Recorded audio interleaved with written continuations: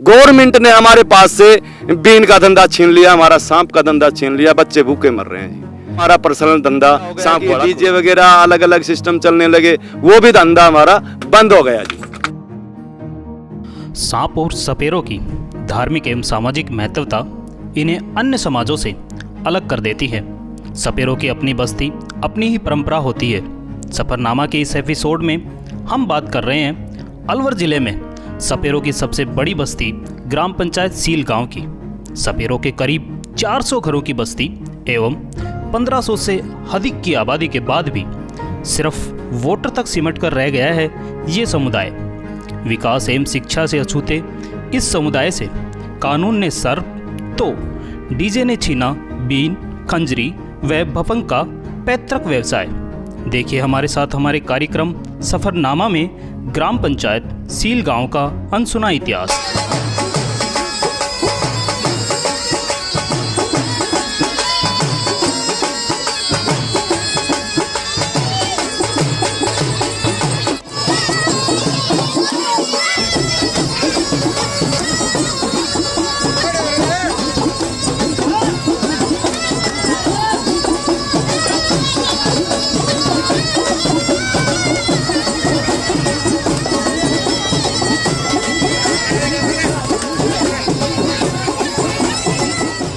सपेरों की अपनी बस्ती, अपने ख्यालात, अपने रंग, अपनी परंपरा। आज हम आए हैं सपेरों की एकमात्र बस्ती सील गांव में। आप देख रहे हैं हमारा विशेष कार्यक्रम सफरनामा। हम हैं खबराना.com। आप सभी ग्रामीणों को सादर नमस्कार, आप सभी का स्वागत है हमारे विशेष कार्यक्रम सफरनामा में। आइए जानते हैं कि सील गांव जो ग्राम पंचायत है वो कितनी पुरानी है। सर अपना परिचय बैठ जाइए। सर मेरा नाम राजकुमार यादव है जी। और करीब मैं यहाँ जन्म से तो नहीं, लेकिन करीब मेरे को यहाँ 30-35 साल आए हुए हो गए हैं जी। और जैसा मेरे पूर्वजों से सुना है जी। सील गांव आज़ादी से पूर्व सील गांव के नाम से प्रचलित नहीं था। शायद इसे बताते हैं बड़े बुजुर्ग कि ये सिंगापुर के नाम से जाना जाता था। और यहाँ पर सबसे पहले ब्राह्मण जाति का निवास था। चावल पैदा होते थे। जैसे चावल की खेती होती थी तो अपने जो झोटा होता है, जिसे अपन भैंसा भी बोल देते हैं, वो पड़ोसी गांव अपने माणका से चरने के लिए यहाँ आता था और यहाँ से चरकर वहाँ जाता था। तो जो गोबर करता था उसमें वो चावल देखे तो वहाँ मुसलमानों का बसेरा था। वो मुसलमान उसके खोज लेते हुए सीलगांव पहुँचे और यहाँ पहुँचकर उन्होंने देखा कि यहाँ तो चावल की पैदा हो रही है। यहाँ आकर उन्होंने धीरे धीरे एक एक आकर यहाँ बसना शुरू किया और स्थायी रूप से बस गए। बसने के बाद में उन्होंने पूरे ब्राह्मण समाज को भोजन के रूप में आमंत्रित किया और अपने जो कनात होती है उस पर भोजन करवाया। लेकिन कनात के नीचे जो RDX या जो भी बड़े बुजुर्ग बताते हैं वो बिछा दी गई थी और पूरे ब्राह्मण समाज को ही नष्ट कर दिया गया। उसके बाद में यहाँ मुसलमानों का पैमाइश हो गया और मुसलमानों ने इस गांव का नाम रखा सिंगापुर। बहुत ही अलग इतिहास है सील गांव ग्राम पंचायत का। आइए जानते हैं कि सील गांव ग्राम पंचायत के पहले चुनाव कब हुए, वह उस समय निर्वाचित सरपंच कौन थे। सर देखो, सबसे पहले चुनाव जैसे कि हमारी राजस्थान सरकार की और भारत सरकार की निर्वाचन प्रणाली थी, उसके अनुसार सन 1952 में यहाँ चुनाव संपन्न हुए और उस समय यहाँ के सरपंच थे वो सेडूराम जाट भगोड़ा से थे। जानते हैं कि सील गांव जो ग्राम पंचायत है वो कितने गांव मिलकर बनी है। सर मैं राम प्रताप, हमारा यहाँ से ये जो गांव बना था ये 5 गांवों से मिलके बना थी। ये पंचायत जो बनी थी स्टार्टिंग में 5 गांवों से मिलके बनी थी और अब ये 2 गांवों की बनाई हुई है फिलहाल। कौन कौन से गांव? ये जाट भगोड़ा और सील गांव। इसमें एक ढाणी है, छोटा सील गांव भी है, एक बीकावास की ढाणी भी है। छोटा गांव मिल के ये 2 गांवों की मैंने बोली जाती है, 2 गांवों की पंचायत। 2 गांवों को मिलाकर बनाई गई है ग्राम पंचायत सील गांव।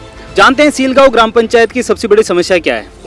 सर सबसे मेरा परिचय सर, नाम हरी सिंह नेहरा और मुख्य समस्या सड़क और ये बॉर्डर से करीबन 3 किलोमीटर का बिल्कुल रोड टूटा हुआ है और इससे बड़ी समस्या हमारे शमशान की रास्ते की, कोई रास्ता नहीं है शमशान के लिए।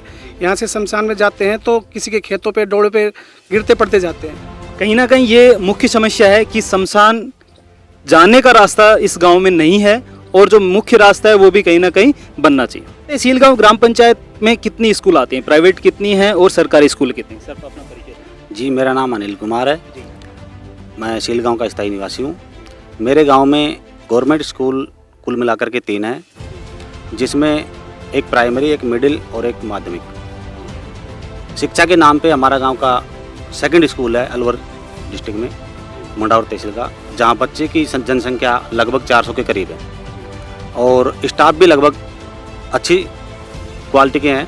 लेकिन यहाँ सबसे मुख्य समस्या स्कूल में है जो एक 4th क्लास का नहीं है। +2 होने के बाद भी बच्चे स्वयं झाड़ू लगाते हैं। घर से यूनिफॉर्म पहन के जाते हैं और वहाँ झाड़ू लगाने के बाद वो बच्चे यूनिफॉर्म का ये नहीं पता या आज पहन के आए थे या कल के या परसों की। उच्च शिक्षा के लिए कहाँ जाते हैं? उच्च शिक्षा के लिए या तो मुंडावर जाएंगे या बीबी रानी जाएंगे या अलवर, सुविधा अनुसार बाहर ही जाना पड़ता है। मुंडावर और बीबी रानी अप्रोक्सीमेट कितने किलोमीटर होंगे? लगभग 25 किलोमीटर। जी। सीलगांव ग्राम पंचायत में पानी के संसाधनों के क्या व्यवस्था है? सर अपना परिचय दें। मैं राजूपन सीलगांव। पानी के बारे में मैं कहना चाहता हूँ कि जमीन का जो वाटर लेवल है वो बहुत नीचे जा चुका है, 110 फुट के करीब है। पहले जो नलके लगे हुए थे, हैंडपंप थे, वो स्थायी रूप से मुश्किल से 8-10 हैंडपंप है, जिनमें से मुश्किल से 2-3 काम कर रहे हैं सुचारू रूप से और सारे खराब पड़े हैं। पानी की टंकी है जो वो अंत्योदय जल योजना से बनी थी, वो भी लाइट के हिसाब से चलती है। तो जब लाइट आती है तो तभी चलती है। उस लाइट क्या है, आज से करीब जो हमारे सीलगांव में सबसे पहले बिजली आई थी, आज से 35 साल पहले, तो 35 साल पहले से लेकर आज तक की जो फीडर लाइन है वो वही लाइन है। बहुत लंबी लाइन है, हर फीडरों में लाइन दुरुस्त होगी, लेकिन हमारे यहाँ कोई दुरुस्त नहीं हुई लाइन। जब भी कभी भी अगर बारिश हो गई या कोई आंधी आ गई, कोई अंधड़ आ गया, तुरंत क्या होता है, लाइन खराब हो जाती है। 3-3 दिन के लिए प्यासे मर जाते हैं लोग। यहाँ की जनसंख्या है, गांव से ज्यादा जनसंख्या खेतों में निवास करती है, ढाणियों में निवास करती है। वहाँ की स्थिति क्या है, वहाँ पानी के लिए कुछ सब ज्यादा समस्या है। पशु की बात छोड़ो, पीने के लिए पानी नहीं मिलता। इसलिए मेरी तो सबसे ज्यादा मैं ये चाहता हूँ कि लाइट है वो नई लाइन बिछाई जाए। इस लाइन जो मतलब अप्रोक्सीमेट कितने घंटे बिजली आती है यहाँ पे गांव में? वैसे तो 6 घंटे दे रहे हैं, 5-6.5 घंटे फुल लाइट। हाँ, 4 से 6 घंटे बिजली इस ग्राम पंचायत में आती है और उस 4 से 6 घंटे की जो बिजली है उसमें गांव की समस्याएं जो हैं वो बढ़ रही हैं, क्योंकि पानी की जो समस्या है वो तभी पूरी हो सकती है जब बिजली सुचारू रूप से आए, और कहीं ना कहीं वो बिजली सुचारू रूप से तब आ सकती है जब यहाँ की लाइनें दुरुस्त की जाए। अब जानते हैं कि सरकारी सहयोग और उपेक्षा के बारे में, तो सरकार का क्या सहयोग रहता है सीलगांव ग्राम पंचायत? सर पहले अपना परिचय। मैं विक्रम सपेरा बोलना चाहता हूँ कि यहाँ जो है गांव के अंदर कोई भी हमारा काम बनता है उसमें कह देते हैं कि भाई बनेगा, बनता एक भी नहीं है। इस गांव के अंदर ऐसी कोई गली नहीं होगी जिसमें कीचड़ खाना, आज तक उसमें रोड़ी या ईंट कुछ नहीं बिछा हुआ है इसके अंदर। दूसरी सरकार जो है कि हम जाते हैं, कुछ अनपढ़ भी है यहाँ, इतनी ज़्यादा नौकरी नहीं है। गाँव जो है कुछ भोले टाइप का है, इसमें कहने वाला कोई नहीं है। इसमें जैसे कि खेल ग्राउंड है, बच्चों के लिए खेल ग्राउंड है, कहाँ दूर जाना पड़ेगा, बच्चे भी है, कोई सुविधा नहीं है बच्चों के लिए भी कि भाई हम आज खेल कूद के अपना भविष्य बनाएं।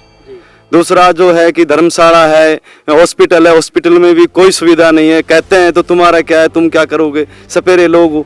और जी रहने के लिए भी हमारे पास करीब 3.5 घरों की हमारी सपेरों की बस्ती है। इसके अंदर हमें सपेरे जो है इस गांव में, गांव तो बहुत बड़ा है, जिन लोगों के पास जो घर के अंदर 5 बच्चे हैं या 3 बच्चे हैं, उनकी शादी हुई है, उसी के अंदर सपेरों के करीब 350 घर है। तो तादाद उनकी ज़्यादा बड़ी हुई है। और एक ही जैसे कि 100 गज जमीन के अंदर 3 बहुएं, उसी में ससुरा, उसी में बेटे पोता पोतियाँ, उसी में अदल बदल हो रहे हैं। कोई खाट के नीचे सोता है, कोई खाट के ऊपर सोता है।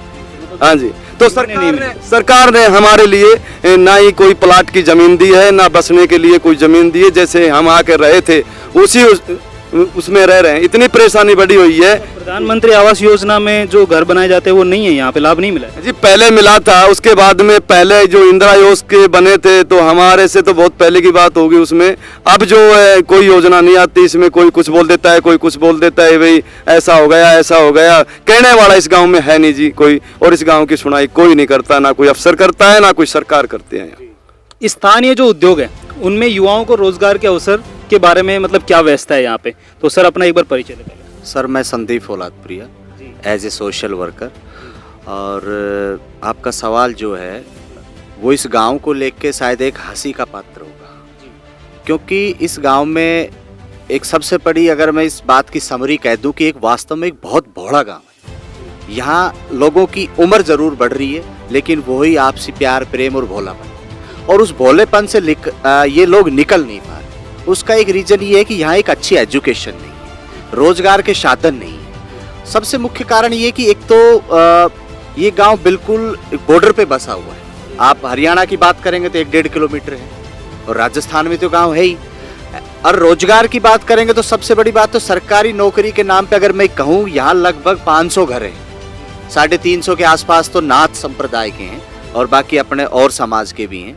तो कुल मिला के यहाँ टोटल अगर कैलकुलेट करें तो सिर्फ इस गांव में 6 ही नौकर हैं, सरकारी नौकर। मैं परसेंट की बात नहीं कर रहा, सिर्फ 6 लोगों की बात कर रहा हूँ।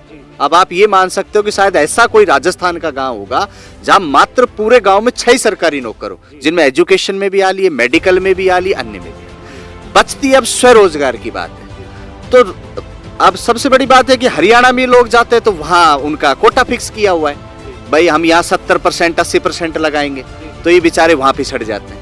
अब राजस्थान में जाते हैं तो राजस्थान में फिर नीमराणा बसता है, तो नीमराणा वहां बसता है तो वहां लोकल का हवाला दे देते हैं। तो ना तो ये एक छोटी सी बात है कि मैं वो बात तो नहीं कहूंगा, लेकिन एक चीज सुनिए, धोबी का कुत्ता घर का ना घाट। ना बेचारे राजस्थान में लोग फाइट कर पा रहे क्योंकि लोकल है, हरियाणा में इसलिए नहीं कर पा रहे क्योंकि ये बाहर के हैं, वहां उनको 70% 80% में वो लोकल आते थे, इनका बेचारों का नंबर नहीं आता, सरकारी नौकरी नहीं है। इन लोगों ने एक अलग रास्ता निकाला हुआ। आपको क्या लगता है कि मतलब इस गांव को पिछड़ने का जो राज है वो कहीं ना कहीं ये है कि ये बॉर्डर पे बसा हुआ गांव है? बॉर्डर पे बसा हुआ है, ये भी सत्यता है, और कहीं ना कहीं एक एजुकेशन का भी बहुत बड़ा फैक्टर रहा है। ये लोग अब जैसे नाथ संप्रदाय से हैं, 350 घर हैं, 400 घर हो गए, ब्याह शादियां हो गई, बहुएं आ गई, बेटियां भी पढ़ लिख गई कुछ, लेकिन वो 5वीं 7वीं तक पढ़ती है, उसके बाद फिर कोई ऑप्शन नहीं है। फिर सबसे बड़ी बात, ये लोग एजुकेशन में पैसा नहीं लगा सकते, बाहर भेज नहीं सकते, मोटरसाइकिल साधन ये लोग दिला नहीं सकते, तो बच्चे 5वीं 6वीं 7वीं तक पढ़ के यहीं रुक जाते।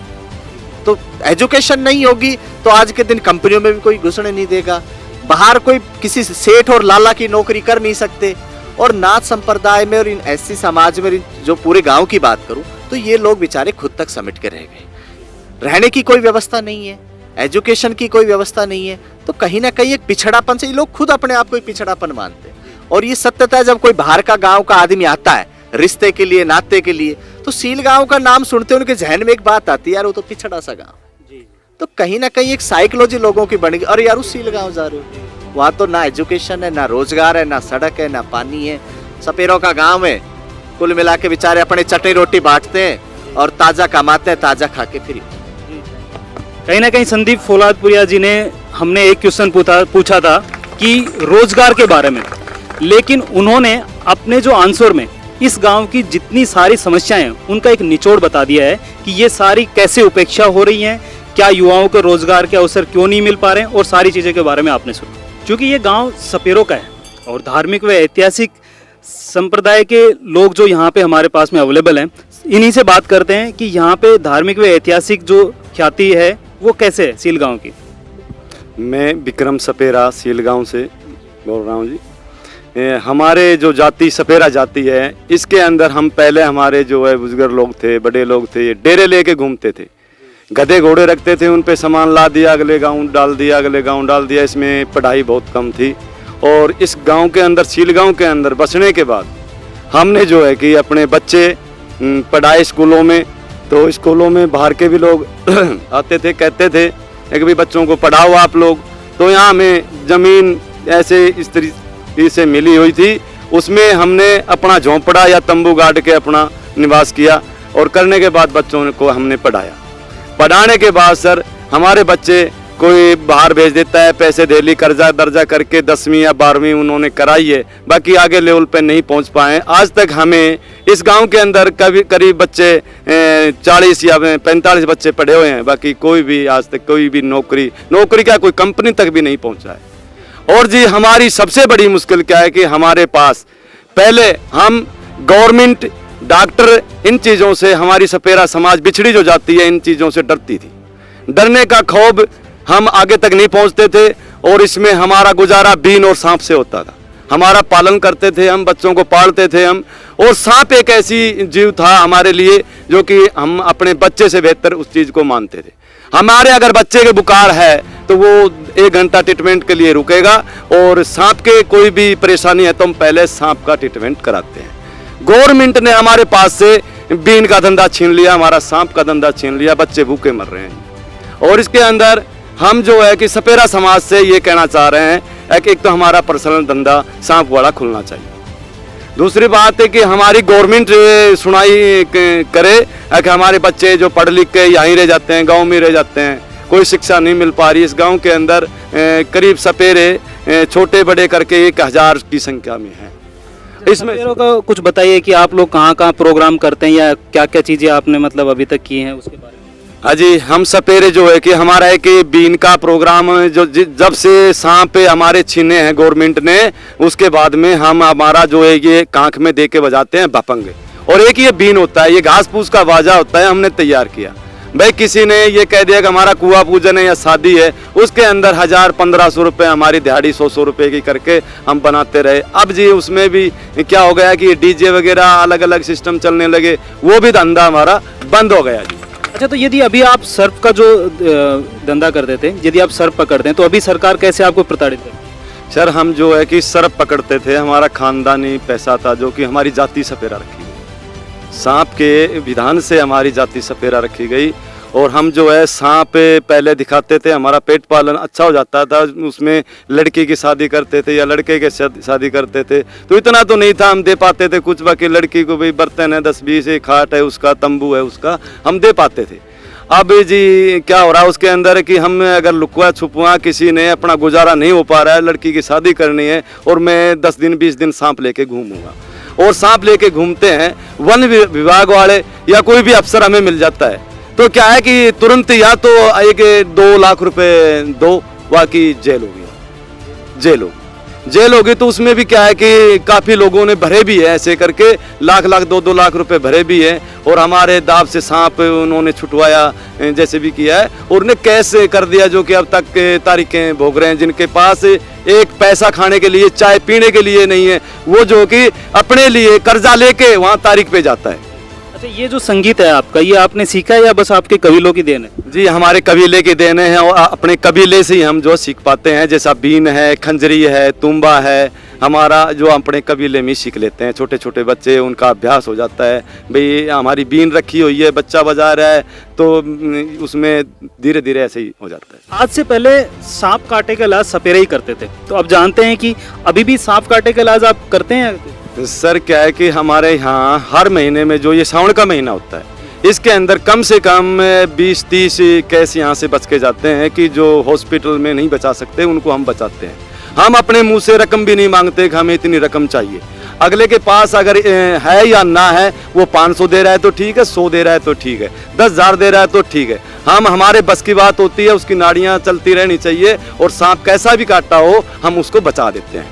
सांप काटे का आप इलाज तो करते हैं, लेकिन आप लोग क्या उपचार करते हैं? मतलब सांप उपचार क्या है कि सर हमारे बुजुर्ग लोगों की देन है वही जड़ी बूटियाँ जंगल की, और हम ज़्यादातर हमारी बुखार ताप खांसी के अंदर में हमारी जंगल की जड़ी बूटियों से, क्योंकि पैसा नहीं है हमारे पास, कमाई नहीं है, तो उसी से पहले भी ऐसा ही होता था और आज भी हम ऐसे ही करते हैं। और सांप का भी हम जड़ी बूटी के हिसाब से इलाज करते हैं, हमारे पास कोई अंग्रेजी मेडिसिन नहीं है। आपके समाज से कोई ऐसा व्यक्तित्व हो जो राष्ट्रीय व अंतर्राष्ट्रीय स्तर पर ख्याति प्राप्त हो? कोई सर क्या है कि हमारे गांव से तो नहीं है, बाकी जी सपेरा समाज से गुलाबो देवी ने अच्छा नाम कमाया, और बाहर विदेशों में भी उन्हें अपनी कला दिखाई। चिकित्सा की व्यवस्था क्या है सीलगांव ग्राम पंचायत में, जानते हैं? जी मैं राम प्रताप सीलगांव से।